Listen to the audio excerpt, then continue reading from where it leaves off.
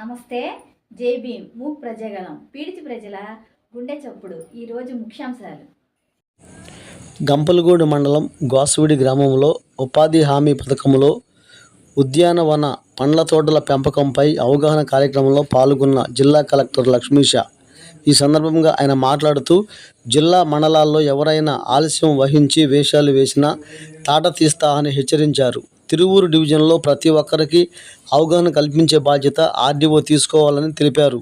ఇంకా ఈ సందర్భంగా ఆయన మాట్లాడుతూ మీరు కూడా మార్గదర్శులే, అందరూ అధికారులు. మేము డిపార్ట్మెంట్లో ఉన్న స్కీమ్స్ని ఇంప్లిమెంట్ చేస్తే ప్రాపర్గా మీరు కూడా మంచి మార్గదర్శులే. సో అది సక్రమంగా జరిగితే ప్రతి ఒక్కరు ఏదైతే last person in the queue అని చెప్తాం, ఏదైతే చివరి పర్సన్ ఉంటారో, సో ఆర్థికంగా కానీ సామాజికంగా కానీ ఆయనకి ఇబ్బంది ఉంటాయో వాళ్ళు ఎదగడానికి అవకాశం ఉంటుంది, సమాజం బాగుంటుంది అనేది సీఎం గారి ఉద్దేశం. దీన్ని ముందుకు తీసుకెళ్ళడానికి అధికారులందరూ కృషి చేయాలి. ఎన్టీఆర్ జిల్లాలో అయితే వదిలేదు లేదు.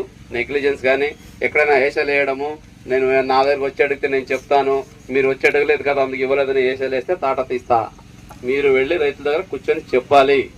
ఆడియో కూడా ఇప్పుడే టార్గెట్ ఇస్తున్నాను. ఆ తిరువూరు డివిజన్లో ఉన్న ప్రతి ఒక్క విలేజ్కి వెళ్ళి అవేర్నెస్ మీరే కల్పించాలి. మీ స్టాఫ్కి టార్గెట్ ఇవ్వండి. నేను మళ్ళీ ఇంకొకసారి ఏదో ఒక విలేజ్ ర్యాండమ్కి వెళ్ళి ఒక రైతుని పిలిపించి అడుగుతాను, ఉపాధి హామీ గురించి, వస్తున్న ఉద్యాన పంటల గురించి ఏమేమి తెలుసు చెప్పండి అంటే ఆయన నాకు తెలియదంటే అక్కడ ఉన్న ఫీల్డ్ అసిస్టెంట్, అక్కడ ఉన్న టెక్నికల్ అసిస్టెంట్, అక్కడ ఉన్న ప్లాంటేషన్ మేనేజర్ని సస్పెండ్ చేస్తా. ఓకే, తమాషా కాదు. మనం అందరూ ఒక యజ్ఞం చేస్తున్నాం.